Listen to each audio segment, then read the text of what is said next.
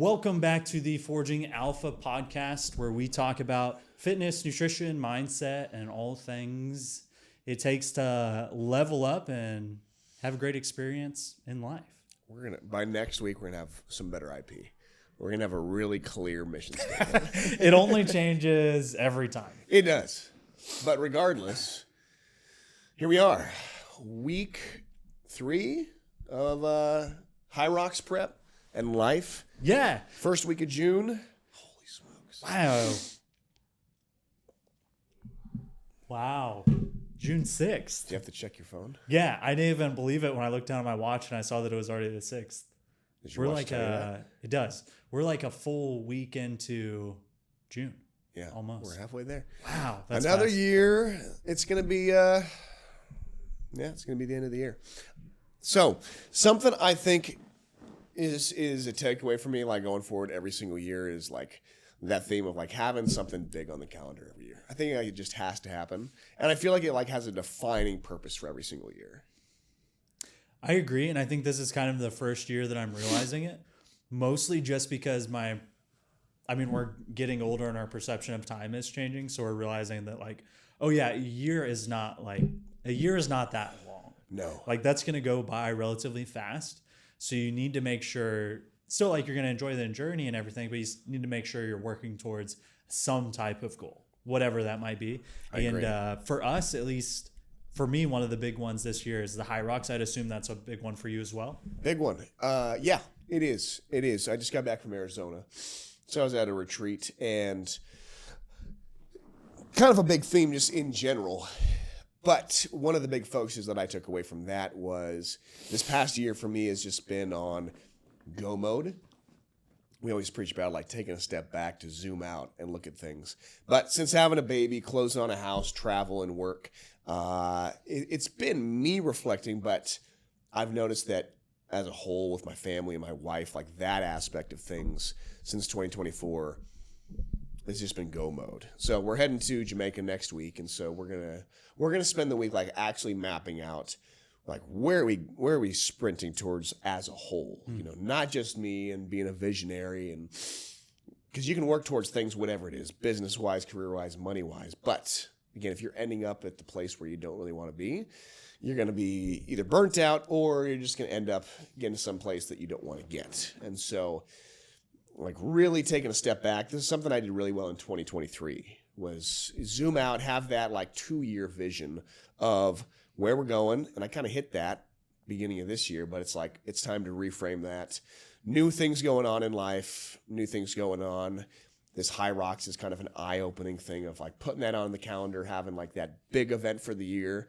And again, like you mentioned, it's not going by any slower. So what do I want to get done in the next 20 years while I'm going to be in the best physical shape that I'm going to be in? Because this stuff, like doing a High Rocks, is not going to get any easier once I get to 50. So what things do I want to do with that from a life standpoint? You know, working back in reverse versus you've got these ideas of like what you want to be at career-wise, money-wise, the houses, whatever it is, but also like what is that end goal that's also leading towards? Like what does the lifestyle look like? What does the daily schedule look like? And so for me, it's like taking 3 steps back to fast forward about and zoom in on those few things, because, you know, if we're just going at a certain thing without any real meaning behind it just to hit a random or arbitrary number, you're going to miss the mark. Yeah, man. And I feel like a lot of people don't take the time, like you were talking about, to decide where they're going. And that's how most people end up in somewhere where they don't want to be. It's not that they're necessarily, hey, I want to do this. It's that they just have a lack of direction. Yes. And then they're subject to the environment around them and distraction and everything that goes with that. But if they have the clear intention as to where they want to go in the first place, then there's obviously a more likely outcome of getting there, but you have to take the time to set that in the first place. 100%. And then as you get closer to that, then taking the time to reframe and be like, okay, now with the skill sets that I have, because I've became a new person throughout this journey of chasing down these goals that I set a few years ago. And then you start to realize that you're capable of more. And then that grander vision in your head that should start to get more clear and get bigger, in my opinion. And a lot of people lose sight of that. They like realize, oh yeah, I am doing what I always wanted to do, but they never took the time to continue to evolve that dream. 100%. We'll get into, a little more of the finer details of that, because that's also playing a role in being strategic and tactical about how I'm balancing a primary focus of growing a business in my professional life, but also diving into this high rocks training stuff. So I think even more so for you, but I anticipate the high rocks training and all the efforts that I put into high rocks will in some way or another pay off for me business wise. And I'm not even directly related to fitness and what we do on the marketing side. And I think that's like when you push to be good at anything or push yourself and you start to like combine different interests, you have such a deeper connection point that you can have online when you're talking to people. Oh, 100%. And there's a lot of business owners that are also into high rocks. And when we're making content on that, I'm sure we're going to end up landing deals through that. Yeah. And that's not like the reason for training for the high rocks, but that's just like the perspective I have with whatever I put my time into these 100%. things. And I'm even talking about more so like how am I setting up my days to optimize both, to where there's a guy, I've talked about him a little bit on the show, but his name's Mark Rhodes, and he probably has the most in-depth, well-structured training business in terms of like working with high executives. They do a fitness element, they do like a mindset element, but like a bunch of former special force guys, they're British, and they work with like C-suite executives, celebrities on like structuring things in your life to accomplish things. So like he owns, a 7-figure business, but he also has trained for the 3 toughest marathons in the world. Like he ran one across the desert where he's self-sustaining across the desert for like a week. With everything that he has on his back is all that he can take in the Sahara Desert.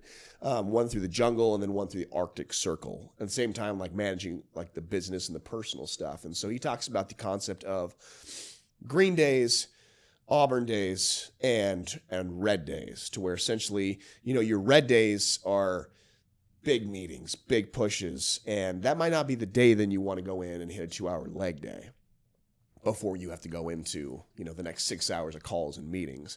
And, your green days are going to be the days where maybe nothing's going on, right? Where you can have more of your maintenance work, emails, less like your busy work that doesn't take a lot of creativity. So just so I'm understanding correctly, the color of the days, does that correspond to like your relative effort for the day? Or like I think relative effort, like we're talking work-wise.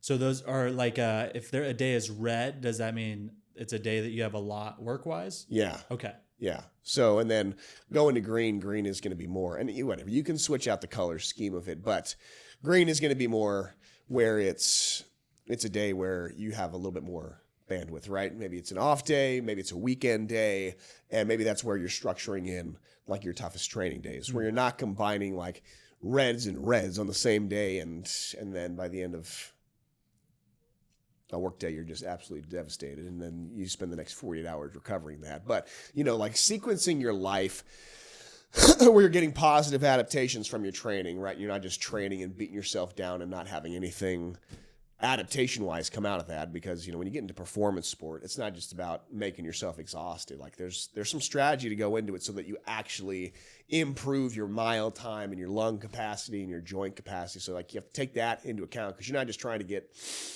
super jacked anymore and just be sore all the time. Like if you're not recovering and you're not consistently being in a position where you can perform and like go all out mentally and physically, then it's not going to be great. And that just becomes a little bit more tricky when you're not just an athlete, right? When you're not, that's all you do, and then you sleep for 12 hours. When you've got a family, when you've got a business to run or work stuff to do, like you got to be a little bit more strategic over doing that, because, you can push the gas pedal for a week, for 2 weeks, maybe a month, but then like, where are you going to be at after 3 months of doing that? Are you going to be injured? Are you going to be burned out? Something's going to start falling off that shouldn't be. So yeah, more so from like that standpoint of again, lifestyle orchestration, like where am I going, and fitting this in long term because I anticipate doing things and putting this on the calendar to where I can be get back to be a high performing athlete in a sense, but also achieve the professional goals. And that takes a fine tuned system because you get a lot of people that are good at one or the other. You don't see a lot of people that are doing both. Yeah, it's definitely tough to do both, and it's tough to be good at anything, but let alone be good at multiple things at the same time. That's gonna take some discipline with your time and your priorities for sure. Give me the lowdown of your week of training. So far, I obviously have not structured a training plan yet. I should probably get that done over the weekend so I can start almost a month in. I know it's moving fast. So what I did accomplish this week was a little bit of not a high rocks sim, but at the beginning of the week, I did my first workout that was like a kilometer run, then 3 rounds of some different exercises. I think it was like rows, chin ups, ski, and burpees with some farmer's holds. Got it. So training in that style where it's moving from one of the stations into another movement, just basic overall conditioning. Okay. That was fun. That was the first session I had like that. Also tested my 5K. Okay. It's somewhere around like 26:30-ish. Nice. So that's the first time I've ran a 5K in probably like a decade. It's been a while, but it felt good. Felt good. Wasn't pushing it too hard. Yeah. But I wanted to get a little bit of a baseline so that I can test it later on and see if there's improvement. Nice, dude. Good stuff. Then a couple bodybuilding sessions in there. Yeah. And that's about it. Nice. That's about it. Nice. What was your week looking like? Weird because of travel. Okay. So busy weekend. Was trying to get some stuff done around the house. Got a couple walls painted in the garage. Ooh. Started staying on the deck, and then flew out for Arizona. So I was in Arizona. Got the Lifetime Fitness 2 days, so a little bit more of a hybrid, like mixing and matching the days in there. I've gotten 3 runs in so far this week. Hit a lot more of my lifting. Tomorrow is going to be my circuit work day, so we're going to do that. In terms of like things that I'm updating, going more to like for all my accessory work, like pivoting to not having just like my max and dynamic effort, like lower body days, like all of my accessories being lower. I'm finding that I'm going to spread out my accessories and hit every body part probably 3 times per week. Mm-hmm. So I'm going to hit like the day where I primarily have squats or box squats. There's going to be upper body accessories like mixed in there, just from like a recovery standpoint, so that I'm not having like 3 direct lower body days on top of trying to do the running. So I'm just noticing, like, from a performance standpoint, that'll be good. I'm still going to get in the total volume, and I'm curious to see how that's going to impact, because when I think back on like the best shape I was ever in from all aspects, it was when I was doing full body 4 times per week. Really? And I haven't gotten back to that, just because in your mind, 2018. Okay. So I was doing a lot of cardio because I was in baseball, but I was lifting heavy. I had a lot of work capacity, strong, like one of the strongest I've ever been. Maybe not like one rep max wise, but like, I could bust out 40, 50 reps of deadlifts over 400 pounds within a 10-minute time frame. Like, it's pretty good work capacity. So it didn't take me 30 minutes, with 5 minutes of rest between each set. So, and I think that there was something to that. But go into that sense, I'm going to get a chest strap too, like heart monitor. Because one thing I'm finding is that with my cardio, it's been kind of in that gray zone. And I was talking to somebody that does this over the week, and they're talking about like, for these type of things, and what gets people in trouble with CrossFit and with high rocks training is that there's always in this gray zone. That's where you start losing muscle mass. You start getting like the bad body composition, because people are not separating days where they're going really hard, like your days when you're really pushing it, and then the days where you're going slow. Again, going back to like red and green days. Like, you need to have days where when it's time to push it, speed, power, sprinting, runs, you do that. But then like the other days where you're trying to build out your base with like aerobic stuff, like the runs with zone 2, you need to be in zone 2. Like, be at 115 to 120 heart rate, because if you're like up at that 130, 140, like that zone 3, they call it no man land, you're not going to get quite the adaptations you want. Like it's kind of this weird thing of where you're like burning fat, kind of burning carbs, and not differentiating like the days where you're going slow and the days you're really pushing it. You're just kind of like, meh, like right in the middle of sort of hard, kind of slow, and you're not actually getting the adaptations you want. So like not pushing hard enough to work the top end, but also not slow enough to where like you can efficiently build your aerobic base. Yeah, and repeat that and recover. Okay. Yeah. So like zone 2 stuff, especially for endurance, like what I'm finding is like you need some of those slower duration runs or slower duration cardio from the standpoint of doing it long enough to build up like your aerobic base and the endurance aspect of things and approaching that so where you can go on those runs, but then you can repeat that and it's not going to maybe impact your hard day the next day. Because if you're going like, moderately hard, no man's land, but then the next day you're supposed to push it hard. But if you're not recovered because you were kind of in that weird zone, and then the day you're supposed to push it hard, you're only going at 70% of what you could have done had you been recovered, just structuring it more from that standpoint. So for me, I think too, like I need to stop doing my runs outside on pavement with uphills. Like I noticed in my heart rate, it gets you fast. Around there too, it's a lot of hill climbing and stuff, which doesn't really help with staying in zone 2 because my heart rate starts getting up in the 130s, 140s with that incline. So, and I noticed doing a run inside the gym this past week on a treadmill, like significantly easier than running around my neighborhood because there's just so many inclines and stuff. So that was like, all right, like, you know, for those times where I need to do the longer duration runs, probably need to find a track or do it at the gym so that I can get to the zone that I want to be in to get what I want to get out of that training session and sustain it, but also get a heart monitor because apparently these things are like pretty crap at. Is that across the board? Like Whoop, Garmin, or yeah, because apparently, like, you know, I mean, you actually need to have it close to your heart to actually get an accurate idea of that. And sometimes, like, this could be way off, and you might be in like zone 3, zone 4, and not even know it because you're not wearing a chest monitor. So apparently, for cardio, like it's, you know, if you're serious about it, you need to get a heart monitor. Wow. Around your chest. So I've seen a lot of the reference of the different heart rate zones because I know almost nothing about that. Nothing I've really focused on. Yeah. Honestly, with my training, but it's a huge deal in like the running space. I've seen it talked about all the time, so I'm excited to get into it. For a frame of reference, I'm pretty sure my average heart rate on that, the 5K, which I didn't feel like I was pushing all that hard, was zone 4 for sure. Yeah. Let me pull it up real quick. According to my Apple Watch, my average heart rate was 173. So you were zone 4. Yeah. For sure. Because your top range is probably, like your max heart rate is probably that 190 to 200 max. So I think zone 4 is like 80 to 95% of that for zone. So I'm out of shape. That's what I'm hearing. Or you're just pushing too hard. I mean, but the thing is, like, there's going to need to be some of that. But it's also like, if you're doing that for every single run and every single cardio session, eventually, like, you're probably not going to get what you want out of that. Yeah, most of them are a lot more relaxed, but I have noticed the same thing. I take a certain direction out of my house to do the block. Yep. Which it works out being right about a kilometer, which is awesome.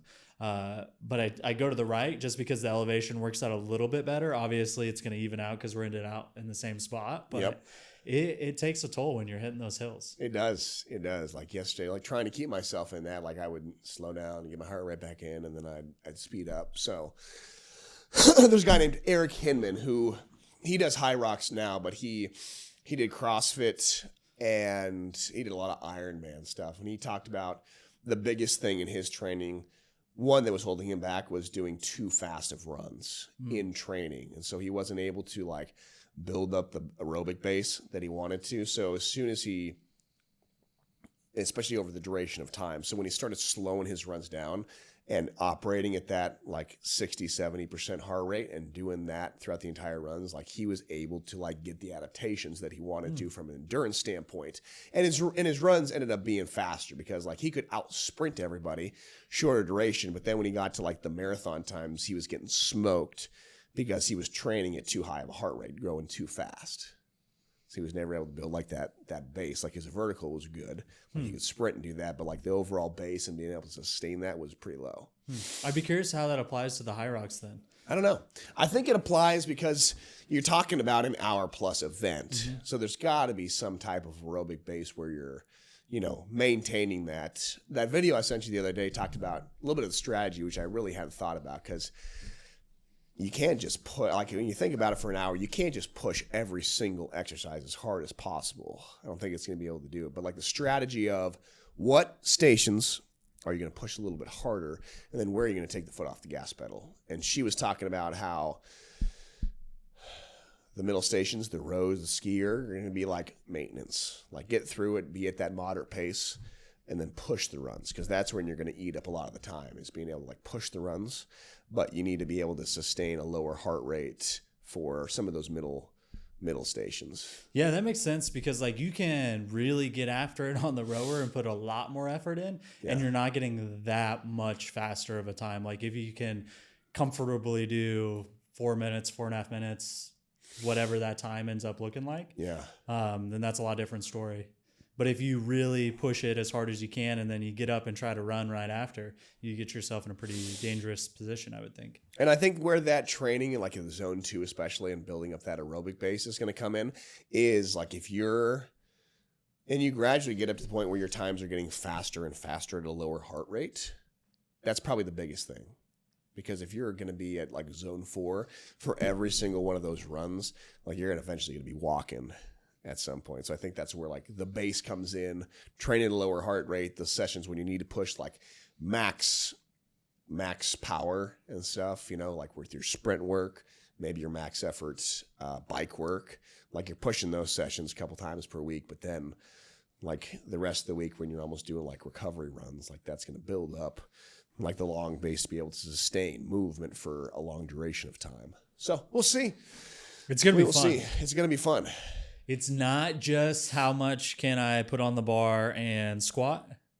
There's more elements to it, which is what I'm excited about. But similar things too, of like, when you're getting ready for a meet, for the most part, like most of the work is done a month out, right? Most of the adaptations, and that's something, thinking about like why it's good starting now is like some of the last adaptations you're going to make for this are going to be a month out from the high rocks. Like the people that are going to wait until that month before, like your body doesn't make adaptations that quick. So you need to be making adaptations now, because once you get to that last month, it's essentially just like refining it, recovering, and the work is being done months ahead of time. Unless you're just somebody that is one of those CrossFitters that just has a great base and you can just roll into it because you have that already. But I'm not that person, so not that guy. Like most of the adaptations have to happen between now and October. We need to get a little simulation on the schedule. You want to get the simulation in, don't you? I'm excited for it, man. I'm excited with the training overall, though. It's been a lot of fun. I'm feeling good, moving like an athlete again, which I appreciate. Yeah. So any way that we can continue doing that, I'm going to be excited about. Yeah, 100%, dude. 100%. How's the diet been this week? I finally started logging stuff this morning in the old chronometer. It's been okay, but I'm actually tracking now. That's what it's called, right? Chronometer. Chronometer. The old chronometer. That's at least how I pronounce it. How's your diet been? Yeah. Good. Traveling is always a little bit different. What are your go-to? You're going through the airport. Are you grabbing food somewhere? Are you grabbing protein bars? I'm typically Did you bring something? First day I'm typically taking stuff with me. So like I take these little packets of chicken with me, and I have a carb protein blend that has oatmeal powder plus whey protein. So I took that with me. So I'm doing that every single morning with the protein powder. I brought the chicken. Airports, I am usually doing a decent option, either like a Mexican bowl. When I was in the airport this time, I did a big salad. Ooh. So a big Cobb salad that had rotisserie chicken, egg, bacon, salad. So within my little gate area, that was the best option that I had. And I usually make a grocery trip, stop while I'm there. So I'll swing by Target, I'll swing by a gas station, I'll swing by Aldi, and I'll get some stuff. Usually it's coconut water. Usually it's Fairlife shakes or Fairlife milk. I'm getting like Mush overnight oats or rice pudding. I'm getting some fruit. I'm getting some fruit juices. So I'll typically get like those naked juices, typically like the orange and mango blend. Whatever has the most potassium. I usually check for the most potassium, try to get some fiber in, and then protein. And then usually when we're out there, do Protein House. Protein House is a hit. It's hard to beat it. I did some Uber Eats for dinner one night too. That was another shake / smoothie, and a big salad, and then with sweet potatoes on the side. Another thing I'll usually get from the store. I'll pick up a couple sweet potatoes. Like raw sweet potatoes? Yep, and I'll just microwave them, and I'll have them with a meal. That's pretty easy. Yeah, and then yogurt. Chobani makes those drinkable yogurt ones now, so you don't always have to have a spoon or take it with you. You can just have the drinkable yogurt. So, yeah, those are usually my go-tos. But it's always a little bit off compared to being at home and like prepping your food and having your meals. But we're back. We're back on track and doing that. So this week I'm getting a little more fine-tuned around timing of things. This is also something I was listening to podcasts and opinions about of like, if you want the positive adaptations from that training, like you've got to be eating in accordance with that. So like if you're lacking carbs from a carbohydrate demanding sport and you're trying to train that system, like with high rocks, you need to train your body to utilize carbohydrates and be able to take them, put them into there. So if you like create that adaptation from your training, like you went and did a really glycogen, carb-demanding sport, but then you don't put that in afterwards. Essentially, like, you're opening up the gate, but then you're not sending anything in. So then, like, there's a stimulus, but then you're not fulfilling on it, and you're not going to get the adaptations that you want from that. So, if you're in a carb-demanding sport, you're training your body to utilize carbs and burn that out, then you need to be feeling for that adequately before and after. So, being just on top of pre-workout carbs and post-workout carbs especially, and not letting that go away because, we're training our body to use that. And so being cognizant of that. I think that's going to be my implementation before next week is to get a pre- and post-workout carb mix in there. Yep. That leg day is good. Vitargo is good. Vitargo, that's a cool name. Vitargo, it is a cool name. Yeah. I mean, you can get into the weeds with that shit. Especially with like the runners, like how fast it gets into your system, the glucose spike, does it leave you run to the toilet? People that use like the gels versus the powders. But yeah, you can train your body to do some amazing things. Like your gut and your body adapts pretty quickly to certain things. Like there's some people bodybuilding wise, a guy named Adam O'Mackey, he does 180 grams of carbs intra-workout. That's a lot of carbs. Like that's a lot of carbs. It's more than most people's daily carbohydrate intake. But the guy is 6'3", 300 pounds lean. So like he can store a lot of carbs. That would make sense. He probably needs a lot of carbs. Yeah. Yeah. But, you train that system like anything else. And there's a lot of people out there that are 6'3" that don't eat a lot of carbs. They don't utilize a lot of carbs. And so, got to train that system. That makes sense. Else. What else is going on? How's your sleep been? Sleep's been good. Sleep has been good. We are 40-ish days out from baby girl's arrival. Yeah. So we are on the home stretch. So we're getting the nursery all finalized and organized, her clothes put away and whatnot. Love it. So it's getting pretty real. Yeah. Heck yeah. Excited? Super excited, man. Flown by, hasn't it? It is totally flown by. I don't know if it's flown by as fast for Lauren, but for me, it's flown by. Yeah, it's crazy, dude. We don't have to deal with any of the side effects of being pregnant. But the 9 months always seemed like a really long time. And now... I remember you guys telling us. Yeah. And now it's here. Yeah, that was fast. It's honestly good.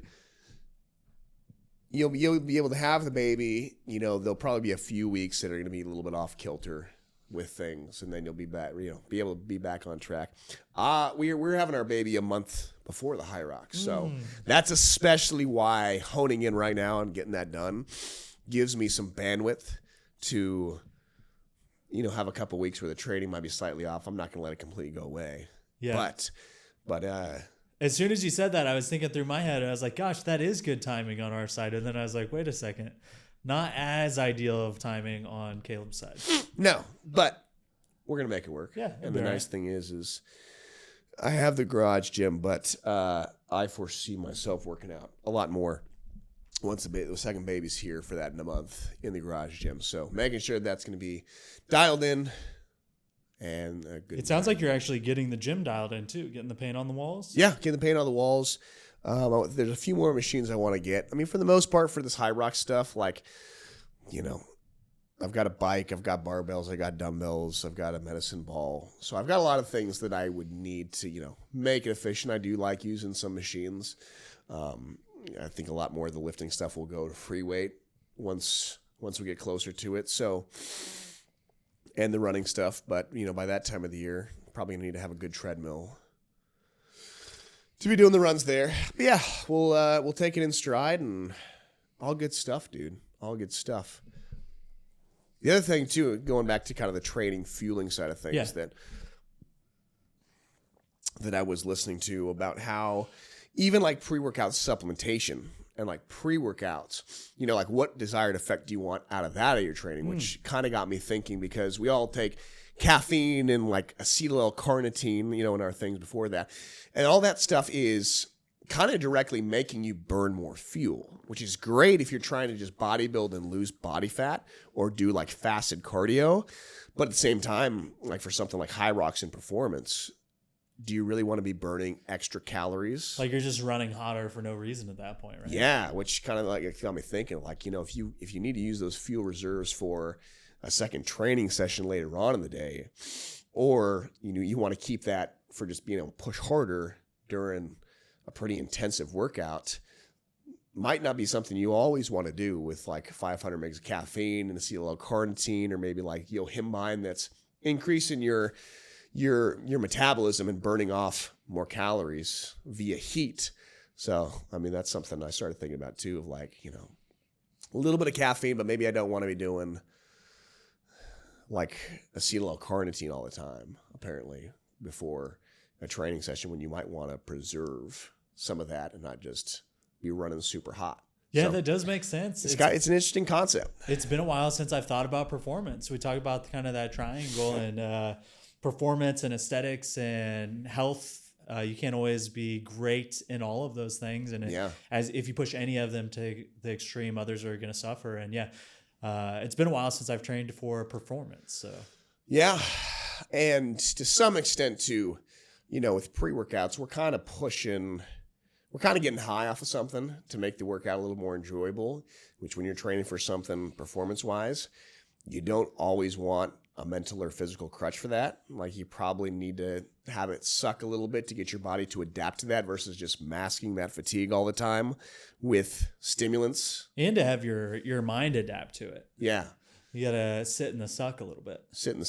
Yeah, because through all that, you're going to have your body adapt in a way that you need it to perform, later on without having to just be, blindly masked by crazy stimulants. And I don't do as many of the super exotic stuff anymore, like the Jack 3D stuff. But, you think about it, a lot of people like to just get high and then go work out. They don't necessarily love the actual working out part itself.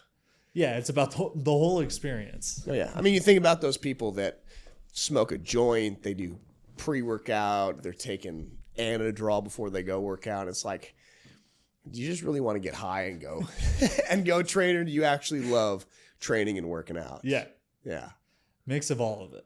Yeah. Mix of all of it. Should we try to do I'm trying to think of a way we could do a 5K podcast, a running podcast to really see where we're at. A running podcast. Yeah. Would you want to do this outside, or you want to do it like a treadmill? I guess treadmill would make it pretty easy. It would be. It's going to have to be for a bit, because we're heading out next Thursday. We could. I'm not saying it needs to be anytime soon, but not anytime soon. Yeah. I didn't think of a treadmill. That would be a lot more easy. It would be a lot more simple. Yeah. We're gonna have to have like Xavier run out in front of us. That's what I was thinking. You're just gonna have He's a gonna bicycle have to backpedal or with the camera. And yeah, bicycle. You might have to have somebody like a 2-seater. Somebody's on the back and somebody's driving. There we go. It's gonna be like shooting a movie. It'd be pretty much the same thing. Yeah.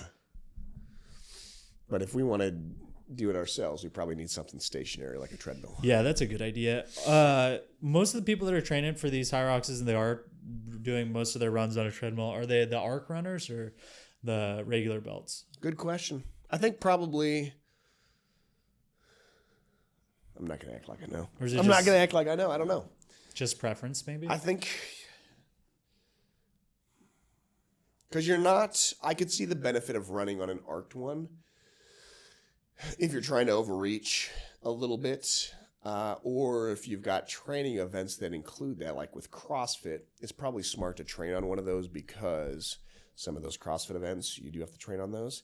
For this, though, if you're running on a track, you're probably good with just a flat one. That's what I would think. Yeah. Because, I mean, you do build up a little bit more fatigue on those curved treadmills. Yeah, absolutely. Like the glutes start burning a little more on that. So I would think probably a flat one. Okay. Those arced ones, though, are convenient. They're cool. You can also like simulate a sled push doing them when you can ramp that up. You know, some of them have the adjustable tension. I forgot about the magnets. Yeah. And honestly, that might be something I get. I might get an arc runner and do the run on that. Especially, too, if you want the interface, you need to plug it in. But some of them you can just, need to plug it in. That's pretty easy. Yeah. But anyway.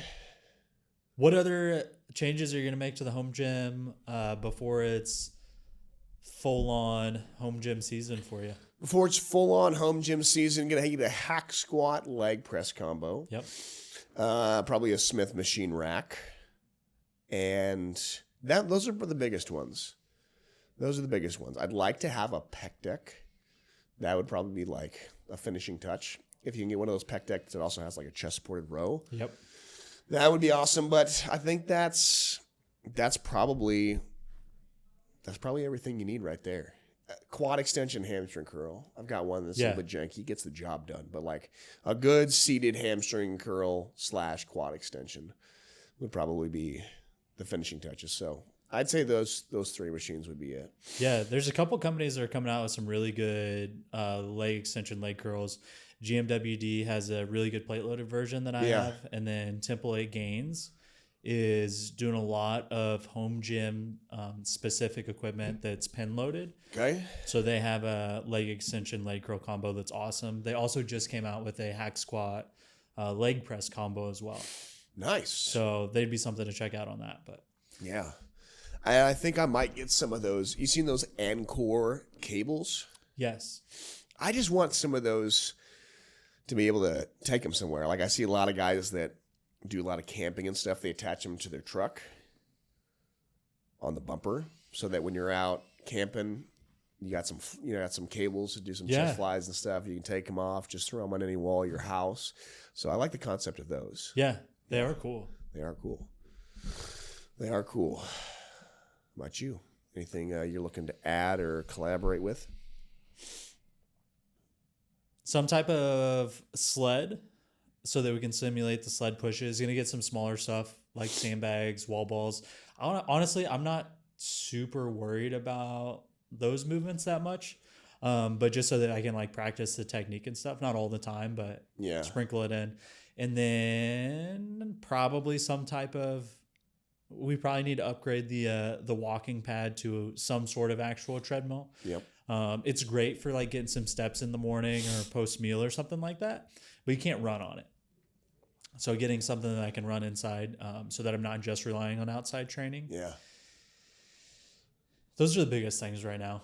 Yeah. Yeah. I want to have room for a leg press hack squat as well, but I need to do some rearranging, some reconfiguring before that. Yes. Yep. Cool. Yeah, man. Well, I think that probably about wraps it up for this episode. Do you have any finishing thoughts you'd like to give the people? I don't. Just keep crushing it. Take a step back and figure out how you want to orchestrate your life and then go do it, man. I see way too many people that I just move way too slow with things. I don't know why that's just I'm seeing that more and talking with more people, or that's just becoming more magnified in my life. Like, time isn't getting any slower, my friend, and it's never going to be the perfect time. And honestly, if you don't start doing it now, you're probably not going to do it. So it's not getting any easier. Regret is going to be one of your biggest dying bed thoughts. So go make it happen. Like, regret is going to be a bigger hindrance in your life than doing something and failing. So yeah, I'm talking with a lot of people that are making excuses, or it's just not top of mind right now, yet they express this being a super important thing to them, but then they just don't make it happen, which, cool. Enjoy that. But go make it happen. I like it. Build that dream life in your head. Take the steps to get there. We'll see you guys next time. Peace.